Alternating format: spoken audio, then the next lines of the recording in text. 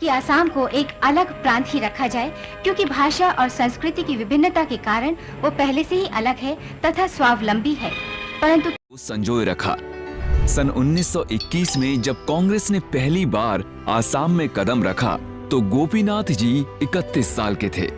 लाला लाजपत राय की दी हुई स्पीच से प्रभावित होकर बोरदोलोई जी ने कांग्रेस एक वॉलेंटियर के रूप में ज्वाइन कर। हादसे के बाद मूवमेंट रुक गई और बोरदोलोई जी 3 साल के लिए पॉलिटिक्स से दूर होकर लोगों को न्याय दिलाने के लिए वकालत की प्रैक्टिस करने लगे। बोरदोलोई 1936 के पहले आसाम इलेक्शन में खड़े तो हुए और भारी बहुमत से सीटें भी ज्यादा जीती, मगर एक कॉन्स्पिरेसी की वजह से वो सरकार नहीं बना पाए और अंग्रेजों ने इस चीज का फायदा उठाते हुए मुस्लिम लीग के मोहम्मद सदुल्ला को चीफ मिनिस्टर बनवा दिया। हालांकि जल्द ही मुस्लिम लीग की सरकार के सामने बोरदोलोई जी का कद बहुत ऊंचा हो गया। मुस्लिम लीग की सरकार आम जनता की समस्याओं से काफी दूर थी और बहुत जल्दी गिर गई और 21 सितंबर 1938 को गोपीनाथ बोरदोलोई जी पहली बार आसाम के सीएम बने और भारत को जोड़ने के लिए कांग्रेस की मुहिम में ये एक बहुत बड़ी कड़ी थी।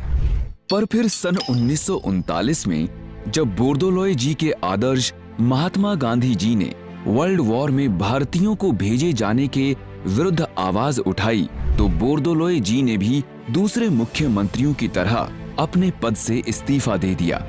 इन राजनीतिक कुनीतियों का फायदा उठाते हुए अंग्रेजों को मदद करने का वादा कर सदुल्ला वापस मुख्यमंत्री बन गए और बोरदोलोई जी को जेल में डलवा दिया। जेल में रहने के दौरान मुस्लिम लीग और मोहम्मद सदुल्ला एक साजिश रचने में लगे हुए थे।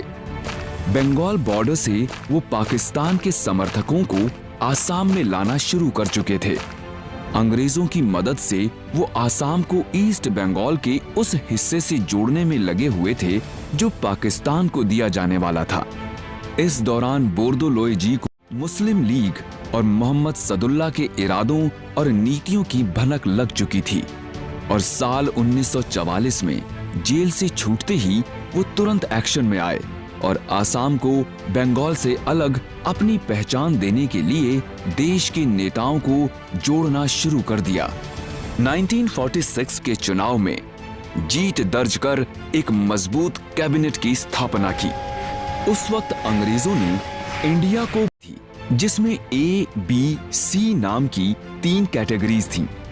इसमें आसाम को बंगाल के साथ सी कैटेगरी में रखा गया था।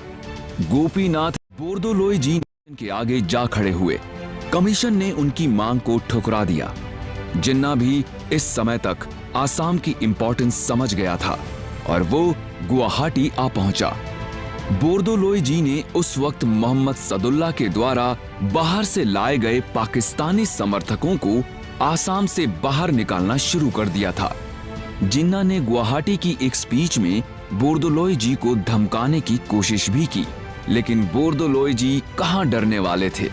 उन्होंने अपनी राजनीतिक सूझबूझ का इस्तेमाल करते हुए ये सुनिश्चित किया कि जिन्ना और सदुल्ला जैसी ताकतें आसाम को दंगों में ना धकेल पाएं। 1947 में माउंटबेटन ने वायसरॉय की कुर्सी संभाली और ग्रुपिंग सिस्टम को खारिज कर परमानेंट पार्टीशन का प्रस्ताव सामने रखा।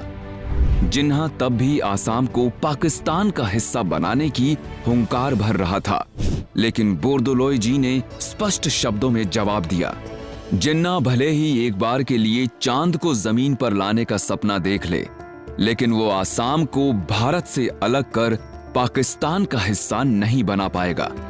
एक तरह से बोरदोलोई जी ने सिर्फ अपने दम और पॉलिटिक्स आसाम को भारत का एक अहम हिस्सा बना दिया। उनके इस पराक्रम को सम्मानित करते हुए भारत सरकार ने उन्हें 1999 में भारत रत्न से सम्मानित किया और